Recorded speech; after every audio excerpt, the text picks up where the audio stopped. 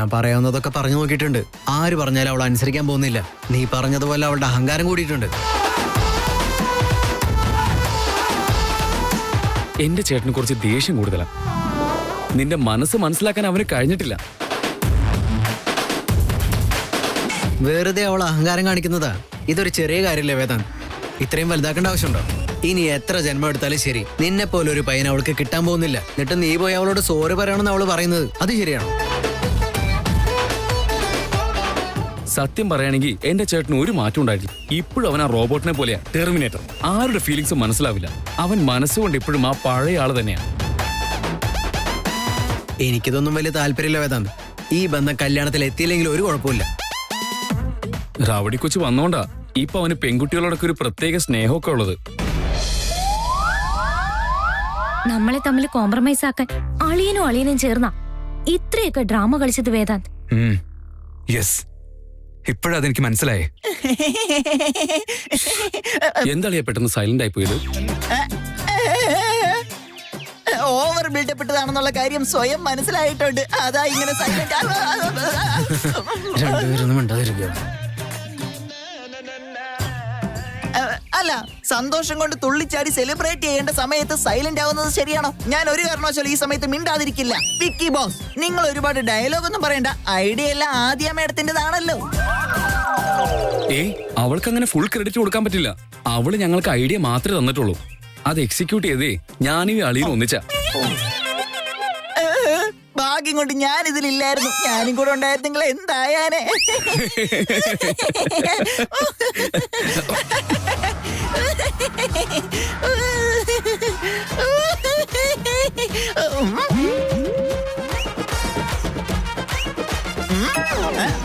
എന്താ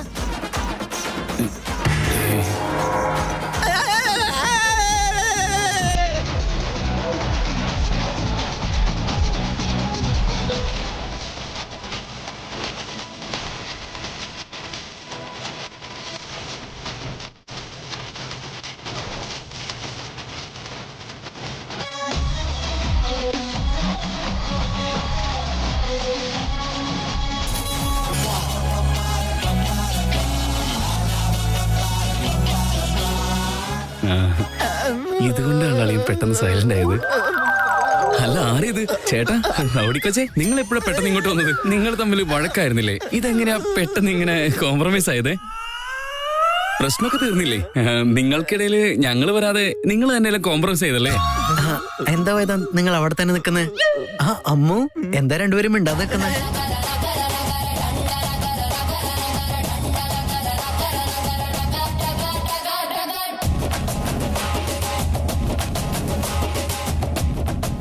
അവര് രണ്ടുപേരും നോക്കുന്ന നോട്ടം കണ്ടിട്ട് എനിക്കും പ്രശ്നങ്ങൾ ഇനി തുടങ്ങാൻ പോകുന്നതേ ഉള്ളെന്നാ തോന്നുന്നേ.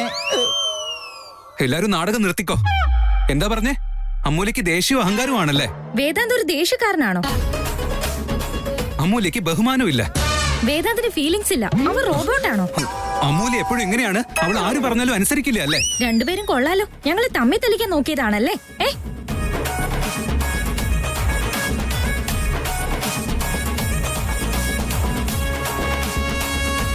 നിങ്ങൾ ഞങ്ങളോട് ക്ഷമിക്കണം. നിങ്ങൾ ഒന്നിപ്പിക്കാൻ വേണ്ടിയിട്ട് ഞങ്ങൾ ചെറിയൊരു ഐഡിയ നോക്കിയതാ. നിങ്ങൾ രണ്ടുപേരും ഒന്നിപ്പിക്കാനല്ലാതെ ഞങ്ങൾ പിന്നെ ഇതൊക്കെ ചെയ്തെന്തിനാ? ആലോചിച്ച് നോക്ക്. അത് പിന്നെ നിങ്ങളുടെ വഴക്കൊക്കെ തീർക്കാൻ വേണ്ടിയിട്ട് ഞങ്ങൾക്ക് ഇങ്ങനെ ഒരു നാടകം കളിക്കേണ്ടി വന്നു. എന്തൊക്കെ പറഞ്ഞാലും നിങ്ങൾ തമ്മിൽ കോംപ്രമൈസ് ആയില്ലേ? അതുപോലെ വൃത്തികെട്ട ഐഡിയ പറയുന്നത് നീയാ. എലഗൻസും അറിയില്ല, ക്ലാസ് എന്താന്നും അറിയില്ല. നീ പറയുന്ന പോലെ ചെയ്യുന്നെങ്കിൽ കല്യാണം അന്ന് ആർക്കും മനസ്സിലാവില്ല. ബിസിനസ് എക്സ്പോ പോലെ ഉണ്ടാവും. ഞാനുമായിട്ട് നീ മാച്ച് ആവില്ല. നിന്റെ സ്റ്റാറ്റസിന് ആരാണോ മാച്ച് ആവുന്നത് അവരെ പോയി കല്യാണം കഴിക്കും. ഇനി ബ്രഹ്മചാരി ആവാനാണെങ്കിൽ അത് തന്നെയായിരിക്കും നല്ലത്. എനിക്ക് നിന്നെ കല്യാണം കഴിക്കാൻ പറ്റില്ല. ഈ അഹങ്കാരിയെ ഞാൻ കല്യാണം കഴിക്കാനോ? എനിക്ക് താല്പര്യമില്ല. ഇനി ഞാൻ കൈയൊഴിഞ്ഞ നിന്റെ മുഖത്ത് പോലും ഒരു പെണ്ണ് നോക്കില്ല. എക്സ്ക്യൂസ് മീ, നീ ബൈ പറഞ്ഞാൽ എനിക്ക് 100 പെണ്ണ് കിട്ടും.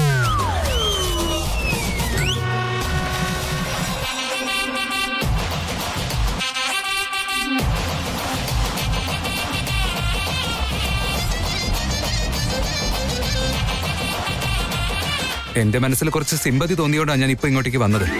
പക്ഷെ ഇനി അങ്ങനെ ഉണ്ടാവും തോന്നുന്നില്ല. ഞാൻ ആരോടും ഇപ്പൊ സോറി പറയാൻ ഉദ്ദേശിക്കുന്നില്ല. ഞാൻ വേദാന്ത് മേനോനാ. നീ വേദാന്ത് മേനോനാണെങ്കിൽ ഞാൻ അമൂല്യ വേദാന്ത. ഓ അല്ലല്ല, വെറും അമൂല്യ. ഞാൻ എന്തിനാ സോറി പറയുന്നേ? ഞാൻ പറയില്ല.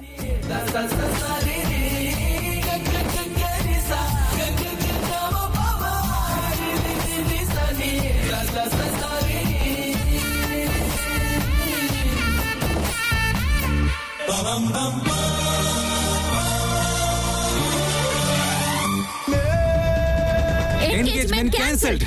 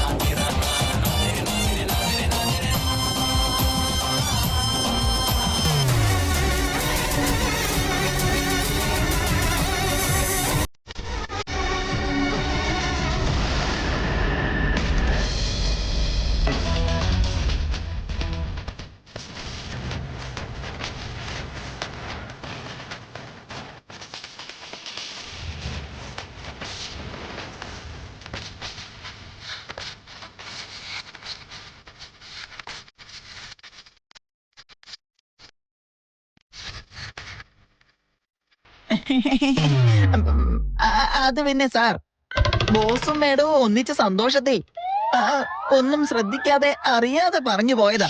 ദയവ് ചെയ്ത് ക്ഷമിക്കണം പ്ലീസ്. എന്നോട് ക്ഷമിച്ചു എന്ന് പറയുന്നത് വരെ എന്റെ മനസ്സിന് സമാധാനം കിട്ടില്ല. പ്ലീസ്, ഒരേ ഒരു തവണ സാരമില്ല പോട്ടെ സുമേഷ് എന്നൊന്നും പറ. ചെയ്യാനുള്ളതൊക്കെ ചെയ്തിട്ട് ഇനി ഞാനത് വിടാനും കൂടെ പറയണം. സാർ, ഈ പൊട്ടനോട് വെറുതെ ദേഷ്യപ്പെടുന്നത് എന്തിനാണ് സാർ? ഞാൻ ഇതൊന്നും ഒരിക്കലും മനഃപൂർവ്വം ചെയ്തതല്ല സാർ. ദയവ് ചെയ്ത് ക്ഷമിക്ക എന്നോട്. ഇനി എന്ത് ചെയ്യാൻ പറ്റും? അവർ തമ്മിൽ കോംപ്രമൈസ് ആയതായിരുന്നു. എന്നിട്ട് നിങ്ങൾ അവരുടെ മുമ്പിൽ ഓവറായിട്ട് സംസാരിച്ചിട്ട് എല്ലാം കൊളാക്കി. അത് ശരി അളിയ. അളിയ സിഗ്നൽ തന്നിട്ട് പോലും അതൊന്നും മനസ്സിലാക്കാൻ ഞങ്ങൾക്ക് പറ്റിയില്ല. സിഗ്നൽ മാത്രമാണ്. ഞാൻ വാ തുറന്ന് പറഞ്ഞതല്ലേ ഒന്ന് മിണ്ടാതിരിക്കാൻ.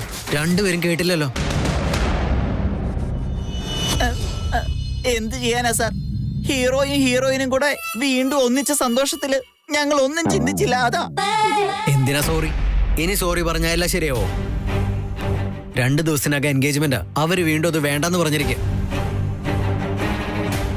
ഞാൻ ആദ്യം വിളിച്ച എല്ലാം ഓക്കെ ആയെന്നും പറഞ്ഞു പോയി. പിന്നെ ഇങ്ങനെയൊക്കെ സംഭവിച്ചെന്ന് അറിഞ്ഞാൽ അവളുടെ വായിലിരിക്കുന്നതും കേൾക്കണം. ഇങ്ങനെ ടെൻഷൻ ആവില്ല അളിയ. എന്തെങ്കിലും ഒരു സൊല്യൂഷൻ ഉണ്ടാവും. ഈ പ്ലാൻ അല്ലെങ്കിൽ മറ്റൊരു പ്ലാൻ. അവരെ എങ്ങനെയെങ്കിലും നമുക്ക് ഒന്നിപ്പിക്കാൻ പറ്റും. വഴക്കും കോംപ്രമൈസും ഒന്നും നമുക്ക് പുതിയതല്ലല്ലോ. പുതിയതും പഴയതൊന്നുമില്ല. ഇത്തവണ നിങ്ങളുടെ ഐഡിയക്ക് എന്നെ കൂട്ടുപിടിക്കണ്ട. ഞാൻ ഒന്നിനും വരുന്നില്ല.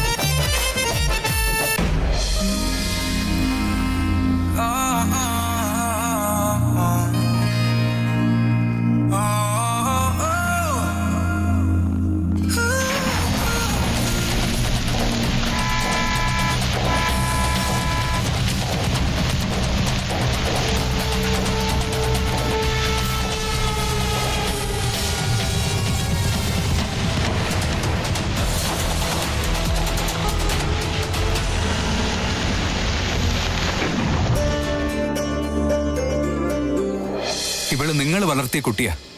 നിങ്ങളെ മനസ്സിലാക്കി വളർന്ന മകളാ ഇവള്. നിങ്ങൾ പറഞ്ഞു കൊടുത്ത സംസ്കാരവും ഇവക്കുണ്ട്. അമൂല്യെ കൊണ്ടുപോകുന്ന ഒരു രാക്ഷസനാണെങ്കിലും അവനെ നല്ലവനാക്കാനുള്ള കഴിവ് ഇവക്കുണ്ട്. അമൂല്യ ഒരിക്കലും അങ്ങനെയൊന്നും ചെയ്യില്ല. ഇൻഫാക്ട് അവൾ എല്ലാ കാര്യങ്ങളും മനസ്സിലാക്കിയാ ചെയ്തുകൊണ്ടിരിക്കുന്നേ.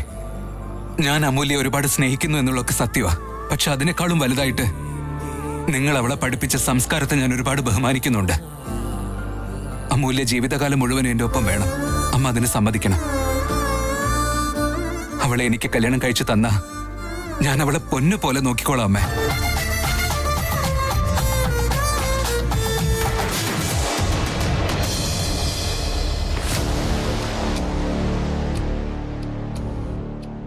റൗഡി ബേബി, വേദാന്തമായിട്ടുള്ള നിന്റെ എൻഗേജ്മെന്റ് സ്വപ്നം കണ്ടുകൊണ്ടാണോ നീ ഇവിടെ സന്തോഷിച്ചു നിൽക്കുന്നത്? നിങ്ങളുടെ എൻഗേജ്മെന്റ് ഒരിക്കലും നടക്കാൻ പോകുന്നില്ല. അതിനെന്താ ചെയ്യേണ്ടതെന്ന് എനിക്ക് നന്നായിട്ട് അറിയാം. നീ കൂടുതൽ സ്വപ്നം കാണണ്ട. നിന്നെ പോലൊരുത്തി വേദുമായിട്ടുള്ള എൻഗേജ്മെന്റ് പന്തലിൽ എന്നല്ല, അവന്റെ സ്വപ്നത്തിൽ പോലും വരാൻ ഞാൻ അനുവദിക്കില്ല. വെറും ഒരു സില്ലി റീസന്റെ പേരിൽ നീ അവനുമായിട്ട് വഴക്കുണ്ടാക്കിയതല്ലേ? അതിലൂടെ മനസ്സിലാവും നീ എത്ര ലോക്കലാണെന്ന്. നിന്നെ പോലുള്ള ഒരാള് ഒരിക്കലും അങ്ങനെ ചെയ്യില്ല. ഈ ഒരൊറ്റ കാരണം കൊണ്ട് നിങ്ങളെ അകറ്റാൻ എനിക്ക് കഴിയും. നിന്റെ ബർത്ത്ഡേയുടെ അന്ന് തന്നെ നിന്നെ ഇതൊക്കെ പഠിപ്പിക്കണമെന്ന് ഞാൻ വിചാരിച്ചതാ. പക്ഷെ ആ ഇഡിയറ്റ് സുമേഷ് വന്നിട്ടാ എന്റെ പ്ലാനിംഗ് ഒക്കെ നശിപ്പിച്ചത്. പക്ഷെ ഇത്തവണ നിനക്ക് വേണ്ടി സ്പെഷ്യൽ ഗിഫ്റ്റുകൾ ഞാൻ റെഡിയാക്കി വെച്ചിട്ടുണ്ട്. ആദ്യം നിന്നെ പഠിപ്പിക്കാനുള്ള കുറച്ച് ലെസൺസ് ഉണ്ട്. അത് കഴിഞ്ഞിട്ട് സുമേഷിനുള്ള പണി ഞാൻ കൊടുത്തോളാം.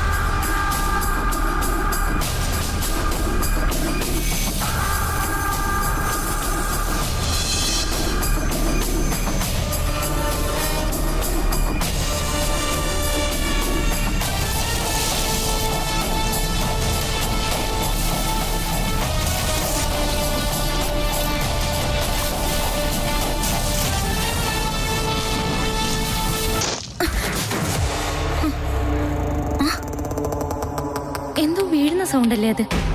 എന്തായിരിക്കും അത്? ഇവിടെ ഉള്ള ആരെങ്കിലും പോയി വീണതെങ്ങാനും ആണോ?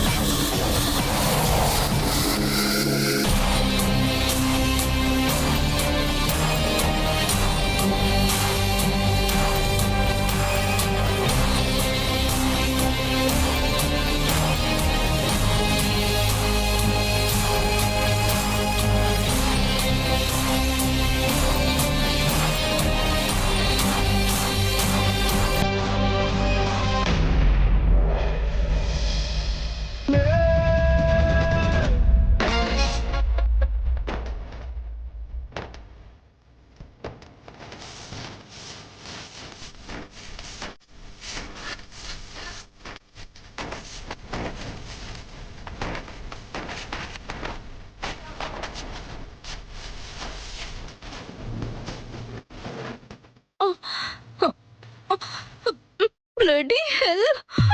നീ വന്നതിന് ശേഷം എനിക്ക് ഒരു മനസമാധാനവും കിട്ടിയിട്ടില്ല. അയ്യോ, എന്റെ കൈയും കാലും ഒക്കെ മുറിഞ്ഞെന്ന് തോന്നുന്നു. എനിക്ക് നന്നായിട്ട് വേദനിക്കുന്നു. റൗഡി ബേബി, നിന്നെ ഞാൻ ഒരിക്കലും വെറുതെ വിടാൻ പോകുന്നില്ല. കറക്റ്റ് സമയത്ത് ഞാൻ റിവെഞ്ച് എടുത്തിരിക്കും.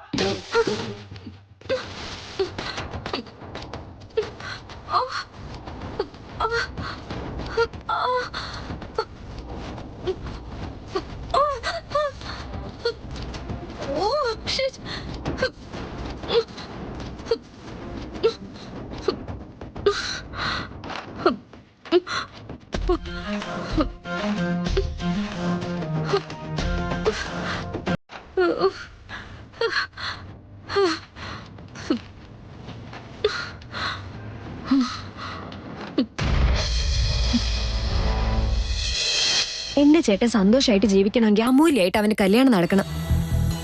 എന്തെങ്കിലുമൊക്കെ ചെയ്ത് അവരെ പ്രശ്നങ്ങൾ സോർട്ട് ഔട്ട് ചെയ്ത് അവരെ കല്യാണം നടത്തി കൊടുക്കണം. കുറഞ്ഞത് അവരെ എൻഗേജ്മെന്റ് നടക്കുന്നത് വരെ നമ്മുടെ കുട്ടിയുടെ കാര്യം ഇവിടെ ഉള്ളവർ ആരും അറിയാൻ പാടില്ല. ഞങ്ങൾക്ക് വേണ്ടി അവൻ എന്തൊക്കെ ചെയ്തിട്ടുണ്ടെന്ന് അറിയോ? അതുകൊണ്ട് ഞങ്ങൾ കാരണം അവന് യാതൊരു പ്രശ്നവും ഉണ്ടാവാൻ പാടില്ല. തമാശ കളിച്ച് കാര്യം സീരിയസ് ആയി ദിവസം കഴിയുന്തോറും ആദ്യയുടെ വേദനയാണ് കൂടുന്നത്. ഇവര് രണ്ടുപേരെയും ഞാൻ എങ്ങനെയാണ് ഒന്നിപ്പിക്കുന്നത്?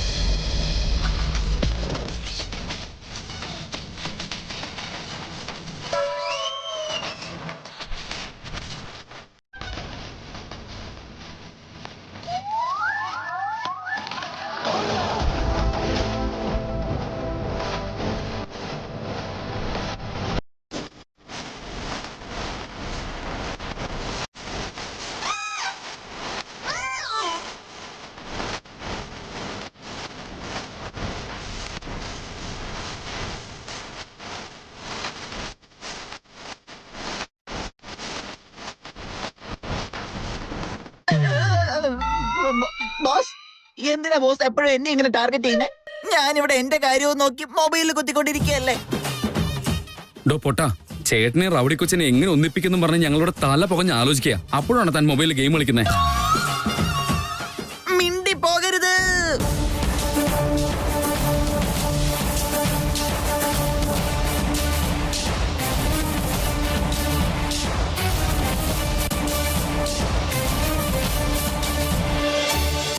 ചെയ്യാത്ത തെറ്റിന്റെ പേരിൽ ഈ സുമേഷിനെ ശിക്ഷിക്കാൻ ആർക്കും കഴിയില്ല. ഞാൻ ഗെയിം കളിക്കുകയല്ല, സിനിമ കാണുമായിരുന്നു. കളിച്ചാലും ശരി കളിച്ചില്ലെങ്കിലും ശരി എന്തെങ്കിലും യൂസ്ഫുൾ ആയ കാര്യങ്ങളൊന്നും താൻ ചെയ്യുന്നില്ലല്ലോ അല്ലേ? ആര് പറഞ്ഞു അങ്ങനെ? എന്റെ ബ്രെയിനിൽ അറ്റ് എ ടൈം 100 കാര്യങ്ങൾ ആലോചിക്കാൻ കഴിയും. ഞാൻ വേദാന്ത് മേനോന്റെ PA ആണെന്നുള്ള കാര്യം മറക്കണ്ട. എന്റെ കണ്ണ് സിനിമയായിരിക്കും കാണുന്നത്, പക്ഷെ എന്റെ ബ്രെയിൻ അവരെ രണ്ടുപേരെ എങ്ങനെ ഒന്നിപ്പിക്കാമെന്നുള്ള കാര്യം ആലോചിച്ചുകൊണ്ടിരിക്കുക. പൊട്ടാ, കള്ളം പറഞ്ഞതിൽ ഒരു ലിമിറ്റ് ഉണ്ട്. ഒരുപാട് ഓവർ ആക്ട് ചെയ്യല്ലേ. ചോട്ടാ സ്മോൾ ബോസ്, ഞാൻ സിനിമ കണ്ടു എന്നുള്ളത് സത്യം തന്നെയാ. പക്ഷെ ഈ സിനിമ അങ്ങനെ ലോക്കൽ പടമൊന്നുമല്ല. നമ്മുടെ മുന്നിലുള്ള പ്രശ്നത്തിന് എങ്ങനെ പരിഹാരം കണ്ടുപിടിക്കാമെന്നുള്ള സിനിമയാ. ഇതാണോ നിന്റെ പുതിയ കള്ളം?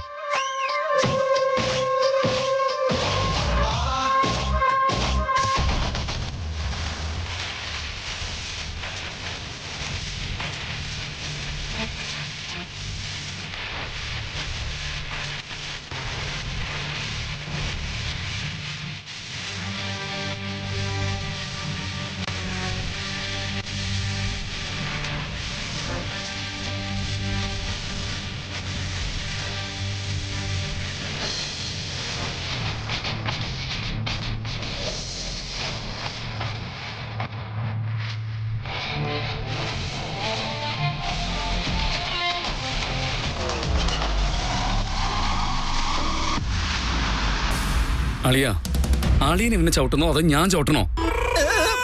എടാ, നമുക്ക് രണ്ടുപേർക്കും ചേർന്ന് ഇവനെ ഒരു പാഠം പഠിപ്പിക്കണം. വാ.